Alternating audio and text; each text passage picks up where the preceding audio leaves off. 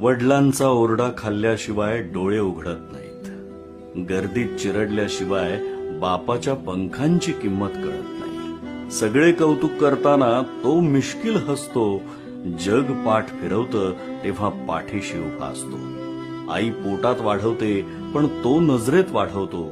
स्वतःची स्वप्न सोडून आपल्यासाठी राबतो. दुनियेशी दिनरात एकटा बिनधास्त नडतो, पण रात्री बिछाण्यात आपल्या काळजीनं गुपचूप रडतो. आईच्या मिठीत सुखाची ऊब मिळते आणि बापाच्या मुठीत आभाळ पेलण्याची ताकद. म्हणूनच तर म्हणतात आईचं काळीज असूनही मन दगड करावं लागतं.